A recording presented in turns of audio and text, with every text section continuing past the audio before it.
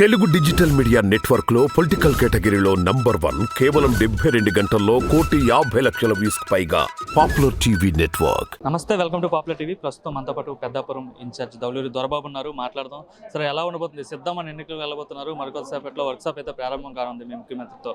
ఎట్లా ఉండబోతుంది?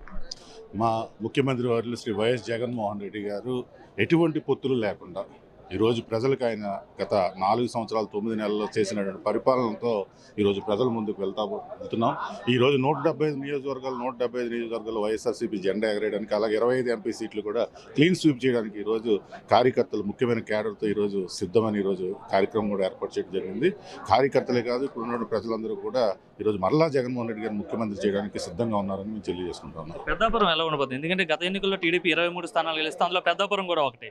Already TDP list announce చేశారు. మళ్ళీ సిట్టింగ్ క్యాండిడేట్కి, సీనియర్ లీడర్కి, మళ్ళీ చినరాజప్ప గారికి టికెట్ అనౌన్స్ చేయడం జరిగింది.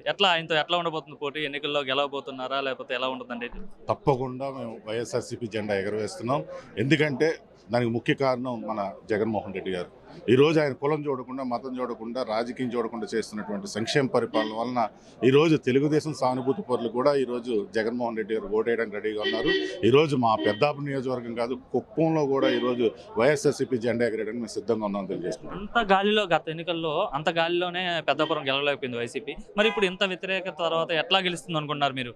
అప్పుడున్నటువంటి పరిస్థితుల వలన అంటే లాస్ట్ మినిట్లో అప్పుడున్నటువంటి క్యాండిడేట్ని మార్చడం, వాళ్ళు వచ్చి సమన్వయం చేసుకోకపోవడం వలన ఆ రోజు మా సీటు కోల్పోవడం జరిగింది తప్ప ఈరోజు ఏదో మన చినరాజప్ప గారి ఘనత ఏమి కాదు.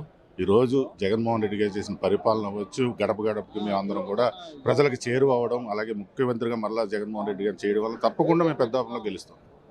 ఓవరాల్గా ఉభయ గోదావరి జిల్లాలో ఎలా ఉంది సార్? ఎందుకంటే ఉభయ గోదావరి జిల్లాలపైన జనసేన కావచ్చు, టీడీపీ కావచ్చు, ప్రత్యేకంగా మేము కాన్సన్ట్రేషన్ చేసినట్టుగా తెలుస్తుంది. ఎట్లా అయినా సరే 34 స్థానాల్లో కూడా టీడీపీ, జనసేన జెండా ఎగరేస్తాం, వైసీపీ ఒక స్థానం కూడా గెలవడం అంటున్నారు వాళ్ళు. గత 3 రోజులుగా రాష్ట్రంలో జరుగుతున్న పరిణామాలన్నీ కూడా ప్రజలందరూ కూడా గమనిస్తూ ఉన్నారు. ఈరోజు మన పవన్ కళ్యాణ్ గారు ఆయన ఎక్కడ పోటీ చేస్తారో కూడా ప్రకటించుకోలేనటువంటి పరిస్థితుల్లో ఈరోజు పవన్ కళ్యాణ్ గారు ఉన్నారు. ఈరోజు ప్రజలందరూ గమనిస్తూ ఉన్నారు. జన సైనికులు అవ్వచ్చు, వీర మహిళలు అవ్వచ్చు, ఈరోజు పవన్ కళ్యాణ్ గారు వాళ్ళకి చేసినటువంటి మోసానికి ఈరోజు రగిలిపోతూ ఉన్నారు. ఈరోజు విశ్వసనీతికి విలువలకు మారిపోయినటువంటి జగన్మోహన్ రెడ్డి గారికి అందరూ కూడా ఈరోజు జనసేన వచ్చి అందరూ కూడా ఈరోజు సపోర్ట్ ఇవ్వడానికి తప్పకుండా ఉన్నారు. మేము మరలా ఈస్ట్ వెస్ట్లో మరలా ఎక్కువ సీట్లు గెలిచి ఈరోజు వైఎస్ఆర్సీపీ జెండా ఎగరడానికి మేము సిద్ధంగా ఉన్నాం.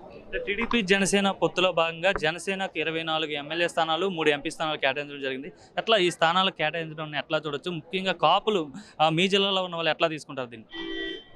మా దగ్గర అయితే చాలామంది కాపులు పవన్ కళ్యాణ్ ముఖ్యమంత్రిగా చూడాలని గత 5 సంవత్సరాలుగా నిజంగా చాలామంది ఆశించారు. కానీ ఈరోజు పవన్ కళ్యాణ్ గారు ఒక 24 సీట్లకే పరిమితం అవడం చూసి ఈరోజు ఆఖరి యువత కూడా ఈరోజు ఆయన చేసినట్టు మోసాన్ని కూడా ఈరోజు చూసి ఈరోజు మన వైఎస్ఆర్సీపీ కూడా ఆకర్షితులై చాలామంది వైఎస్ఆర్సీపీ పార్టీలో జాయిన్ అవుతూ ఉన్నారు.